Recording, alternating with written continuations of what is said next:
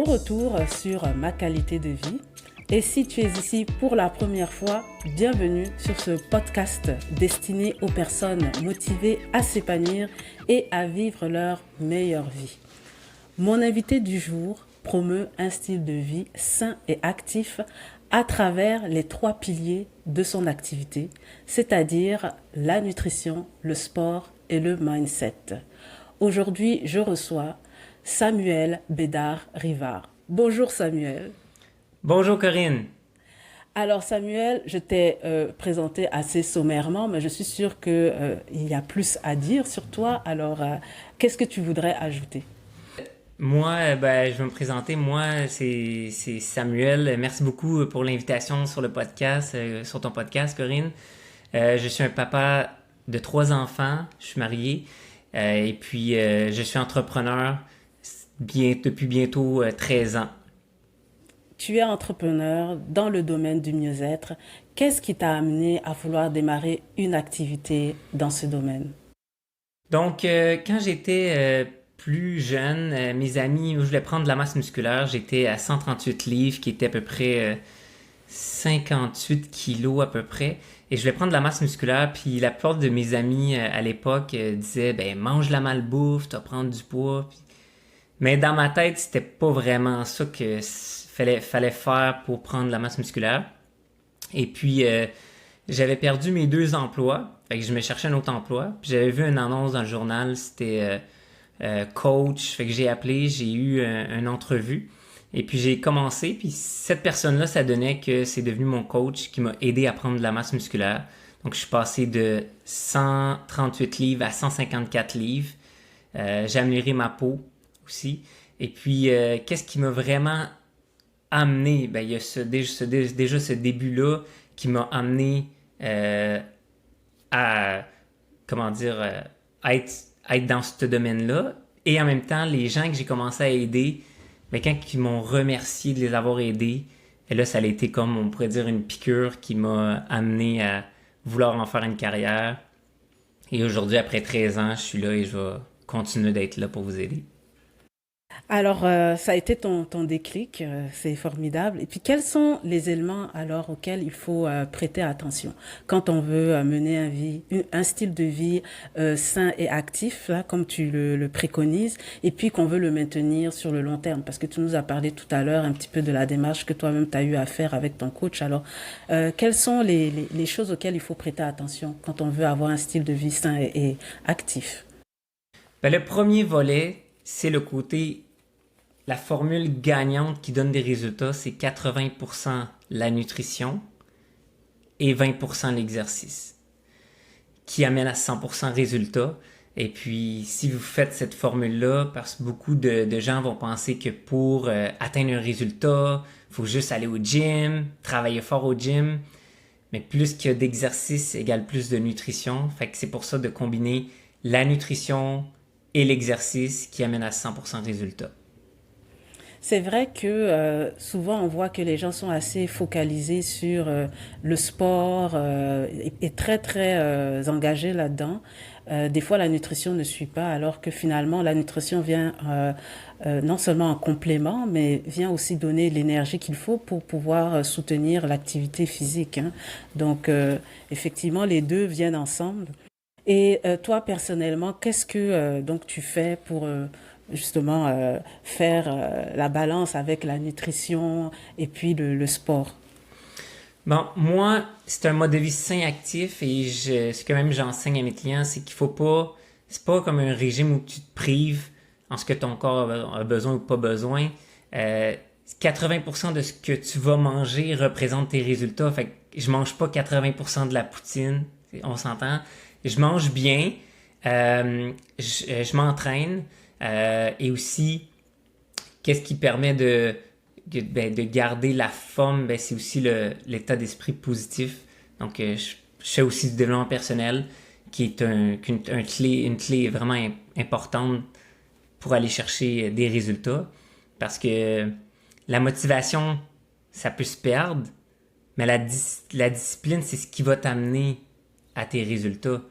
Parce que d'un jour, tu peux être motivé, demain, tu peux pas l'être motivé. Je vais vous donner un exemple. En mois de janvier, les gyms sont pleins, mais quand tu arrives au mois de mars, il y a des gens qui sont là.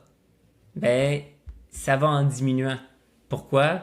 Parce que c'est vraiment le mindset et d'aller chercher ces résultats. Oui, donc en fait, ça permet l'état d'esprit, le mindset, d'avoir la motivation et d'avoir la constance aussi, hein. Parce que, comme tu dis, on commence, on prend des résolutions où on se dit, bon, ça y est, on y va, on se lance, on fait le pas. Mais il faut pouvoir tenir. Et c'est vrai que souvent, ce qui fait défaut, c'est d'avoir la capacité de continuer ce on a commencé. Donc, de là, l'état Exact. d'esprit qu'il faut pour pouvoir être capable de focaliser, puis d'être dans la constance et dans la discipline, comme tu disais. Et Un autre exemple, je pourrais t'apporter, Corinne. Beaucoup de mes clients, souvent, ils vont monter sur la balance et là, ils ont perdu, on va dire, 1 kilo ou 1 livre. Et regardez la différence entre le mindset positif et le mindset comme ah, juste 1 livre. Mais 1 livre ou 1 kilo, c'est 3 500 calories que tu viens de perdre. C'est beaucoup. Fait qu'il faut que tu sois fier de toi. Fait que c'est pour ça le côté mindset, c'est pour ça que, tu sais, dans ma compagnie, on utilise beaucoup la formule comme ce que j'ai dit tantôt, 80% nutrition, 20% exercice, puis 100% mindset, pour que tu aies une attitude positive, ça va t'aider à aller chercher encore plus tes résultats. oui, c'est vrai ce que tu dis parce que j'ai déjà lu quelque part, on parlait un petit peu de, tu sais, quand on se fixe des objectifs en fait à atteindre et que bon, des fois on les atteint pas dans l'échéance qu'on s'était donné, qu'on avait prévu ou que bon, on commence à être découragé et tout ça. Et ce que ça disait, c'était que en fait, il faut aussi penser à regarder le chemin parcouru. Parce que même si on n'est pas encore on n'a pas encore atteint l'objectif qu'on veut, on est en chemin et on a déjà fourni des efforts. Et il y a déjà certains résultats. Et il faut être conscient de ça et aussi regarder le processus parce que c'est tout un processus. Et si le processus prend un peu plus de temps que ce qu'on avait prévu, ben, il ne faut pas abandonner parce qu'on est sur le bon chemin. Alors, il faut se donner des tapes dans le dos quand on arrive à un échelon. Même si on a perdu juste 1 livre ou 1 kilo, on a quand même perdu 1 livre et 1 kilo. On n'est plus là où on était au départ quand on a commencé. Donc, Exact. ce que tu dis est très, très vrai. Puis aussi, exemple, les gens de mon équipe, souvent ce que je leur enseigne, c'est de, de toujours porter une attention sur les pensées parce que les pensées amènent tellement du positif dans la vie. Voilà, ça a un gros impact sur ce qu'on fait et c'est ce qui peut nous donner du carburant ou complètement nous affliger, hein. Donc, on est mieux d'être dans le positif pour pouvoir continuer à avancer. Puis, je pense une autre des choses dont je t'ai entendu parler sur tes médias sociaux, ce sont les routines aussi à mettre en place et dans un processus justement, non seulement de transformation personnelle, mais bon, de toute façon, comme tu le disais, quand on prend en main sa santé, qu'on veut avoir un style de vie sain et actif, eh bien, c'est un processus aussi de transformation personnelle. Et donc, il y a des routines qu'il faut instaurer là-dedans. Alors, quelle est l'importance de ces routines? Et puis, toi-même, est-ce qu'il y a des routines que tu as déjà mises en place pour arriver à tes propres résultats? Ben, en fait, il y a des routines que j'ai mis en place. C'est souvent, je vais prendre des challenges. Comme le dernier challenge que j'ai fait, c'est un challenge de 90 jours. C'est le Millionaire Mind Intensive. C'est un challenge où que c'est un challenge aussi financier, mais en même temps, ça travaille plusieurs aspects, comme liste de gratitude, avoir de la gratitude pour ce que vous avez pour avoir plus. Et aussi, il y avait d'autres choses aussi, travailler sur écrire ses objectifs à chaque jour. Puis en même temps, le, le côté nutrition, ben, pour donner un petit truc, si vous achetez pas le sac de chips, ben, vous n'allez pas le manger, tu sais, d'un autre sens. Mais il faut pas se priver à dire, j'en mange plus complètement, mais y aller avec comme modération, on pourrait dire. Voilà, consommer avec modération. Donc, est-ce que tu dirais que, par exemple, quand on se lance dans un processus bon, de perte de poids ou de gain de poids ou peu importe, hein, mais en tout cas, on veut avoir un corps sain, un esprit sain, et puis on se lance, on fait attention à sa nutrition, on fait attention à l'activité sportive qu'on fait. Alors, est-ce que de s'établir des routines, des choses qu'on se fait peut-être quotidiennement, soit le matin, soit le soir, soit dans la journée, ça peut aider grandement dans ce processus, puisque souvent on dit que quand on a une habitude, une fois que l'habitude est installée, ben alors c'est plus facile de continuer. Alors, qu'est-ce que tu en Ben, en penses? fait, comme un exemple que je recommande souvent à ma clientèle, c'est de la préparation, c'est la clé. Donc, s'ils préparent, exemple, on s'entend que aujourd'hui en 2023, tu sais, le mode de vie, beaucoup de monde sont comme vraiment occupés. Fait que le meal prep qu'on appelle, donc c'est pour se prendre un 2 heures à peu près un dimanche, préparer les repas pour la semaine. Tu sais, nous on cuisine chaque jour, mais préparer les repas pour la semaine, les collations, ben ça permet que tu vas pas dévier de tes résultats. Donc, il y a une question d'organisation aussi. Il y a une question de planification, dans ce que j'entends, organisation, planification, parce que j'ai déjà aussi entendu souvent le conseil comme quoi, ben, si tu veux pas sauter dans le sac de chips, ben, prévois-toi des collations santé, mais prévois-les d'avance. Parce que sinon, au moment où tu as faim, ben, tu te prends ce qu'il y a sous la main. Et puis souvent, ce qu'on a sous la main, c'est pas ce qu'il y a de mieux pour la santé, hein. Donc, Exact. il y a une question vraiment de se planifier peut-être même, comme tu dis, bon, la semaine. Et puis, je crois que aussi, en connaissant bien ses habitudes de vie, on peut organiser les choses autour de ça. Je ne pense pas qu'il y ait d'excuses à se dire oh ben je suis occupé ou j'ai trop de choses à faire, j'ai pas le temps. Je pense que tu vois, tu parlais de mindset. Alors si tu t'engages dans un processus, c'est important d'être vraiment avoir un état d'esprit qui te pousse à te trouver des moments pour organiser, planifier et puis mettre les choses en œuvre pour ensuite faciliter ta semaine, par exemple. Exact. Une citation que j'adore beaucoup. Ça dit, on peut avoir des résultats ou des excuses, mais pas les deux. Ah, voilà, Et exactement, c'est Henry bien dit. Ford, Henry Ford, il dit, si tu dis que t'es pas capable ou que tu vas pas y arriver, ben, dans les deux cas, t'as raison. Ton cerveau va pas te contredire.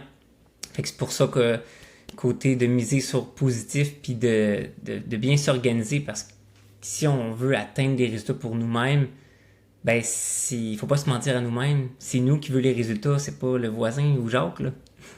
Puis c'est vrai ce que tu dis, que un petit peu comme l'idée que le cerveau croit ce qu'on lui dit. Donc si tu nourris ton cerveau de phrases de défaite, à un moment donné, tu vas pas atteindre tes objectifs parce que tu te crées un environnement ou une atmosphère qui va carrément à l'encontre de ce que tu veux atteindre. Alors il faut comment dire ça, se mettre dans l'esprit des idées aidantes et non pas des idées qui vont comment dire ça, te décourager finalement. Puis il y a une autre chose que je peux ajouter là, que j'ai écouté dans un développement personnel dernièrement. Ça dit que dans ta tête, t'as deux loups. Fait qu'il y en a un gentil et il y en a un méchant. Et lequel va gagner? Ben, c'est celui que tu nourris. Fait que si tu nourris celui qui est méchant, ben c'est le côté négatif. Si tu nourris celui qui est gentil, ben c'est le côté positif. Voilà. Donc, depuis que tu travailles, toi, sur ton amélioration personnelle à travers le sport, à travers la nutrition, à travers le mindset, alors tout ce que tu fais autour de ça, quels sont les changements que tu as observés chez toi? Ben moi, les changements que j'ai observés, pas mal de choses. Ben déjà, l'amélioration physique. Donc, je suis passé de 138 livres à 154 livres. Aussi, amélioration de ma peau. Je suis une personne qui aimait pas vraiment s'entraîner avant. Maintenant, je suis inscrit au gym et je m'entraîne. J'ai bientôt aussi ma certification d'entraîneur personnel pour encore plus ajouter de la valeur et aider ma clientèle.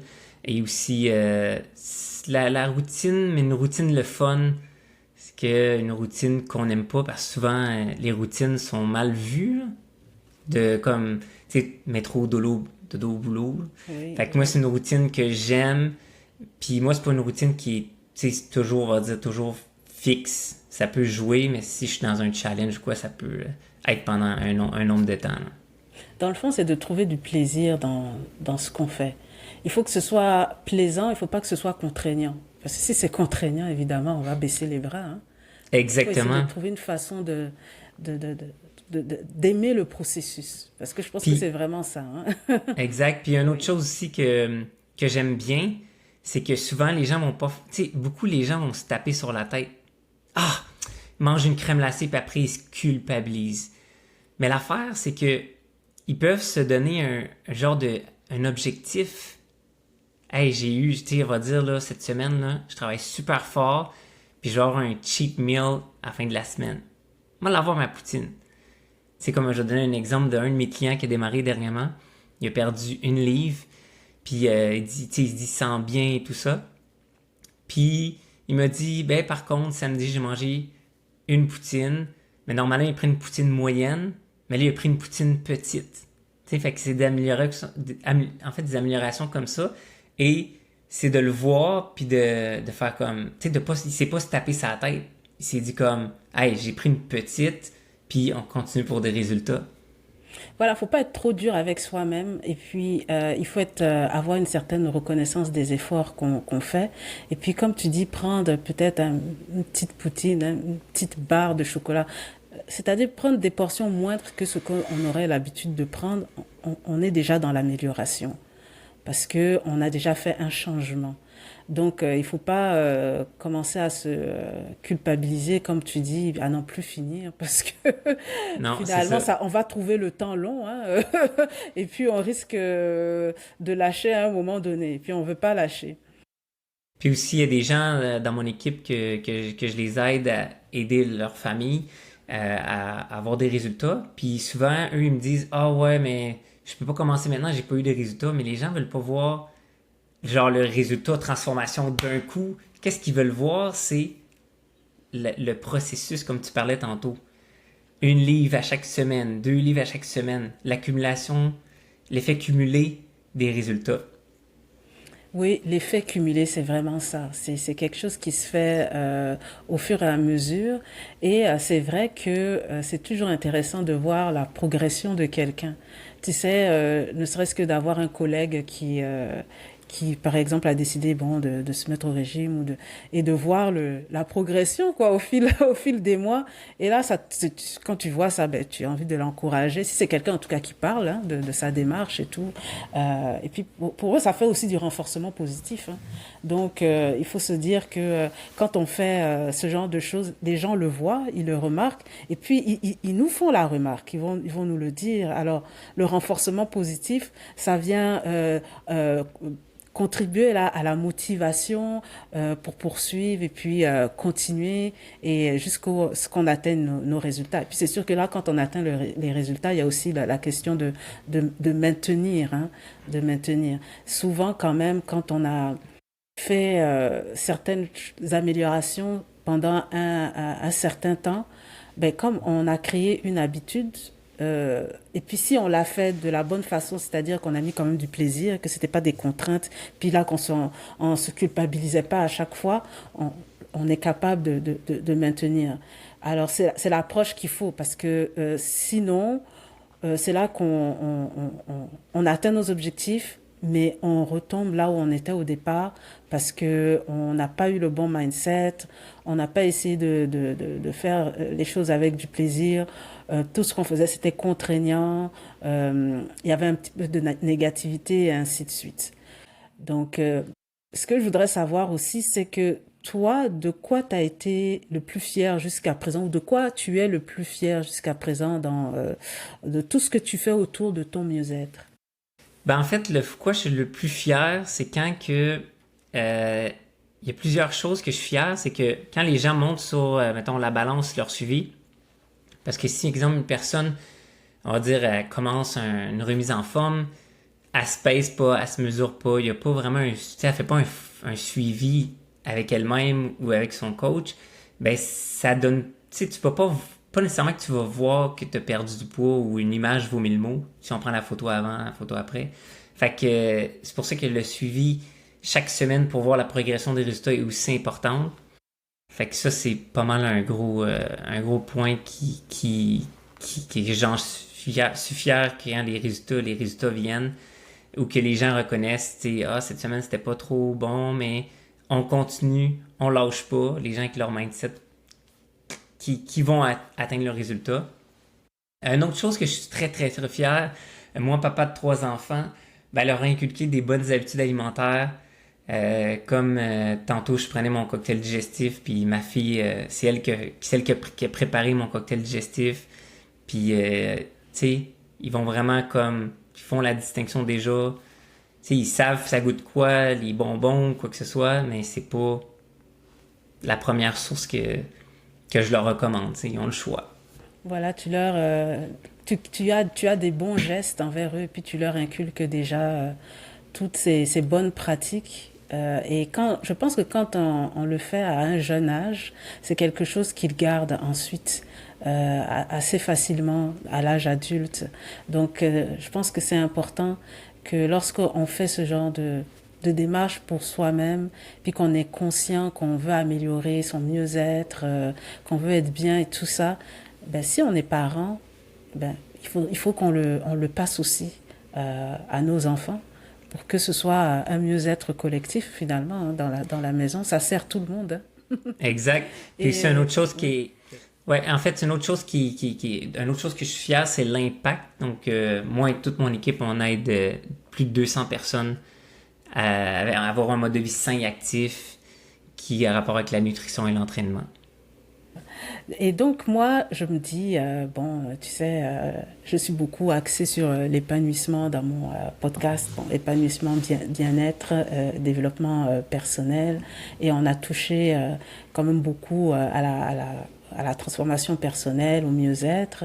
Alors là, maintenant, j'ai la question de l'épanouissement. Donc, est-ce que tu penses que d'avoir un style de vie sain et actif, ça mène au bonheur?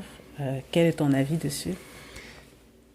Garantie, ça amène au bonheur parce que si t'es pas bien dans ton corps, tu sais, on doit s'accepter comme on est, comme nous sommes, mais l'affaire, c'est pas vrai que on est bien. C'est comme peut-être une carapace que quelqu'un va se bâtir sur elle ou lui. Mais moi, le point le plus important, c'est la santé. Parce que si on n'a pas la santé, on a des enfants, puis on peut pas courir, jouer avec nos enfants, ou c'est vraiment le côté santé, et puis c'est vraiment ça qui mène le plus, mais le bonheur fait pas mal partie du mode de vie, ouais. Donc le point de départ, c'est vraiment la santé. Et à partir du moment où on est capable de travailler sur sa santé puis l'améliorer, là, à ce moment-là, ça ouvre la porte Exact. voilà, au bonheur ou à l'épanouissement. D'accord. Eh bien, merci beaucoup, Samuel. Ça m'a fait plaisir de te recevoir ici. Et pour vous qui nous suivez, je vous invite à aller écouter le podcast de Samuel qui s'appelle La voie vers le mieux-être, qui est disponible sur la plateforme de votre choix. Alors merci d'avoir été parmi nous. J'espère que ce que Samuel vous a partagé vous a aidé. Et si vous voulez en savoir plus, je mets toutes ces informations dans la description de l'épisode. Alors n'oubliez pas de vous abonner à Ma qualité de vie et je vous retrouve bientôt. À la prochaine.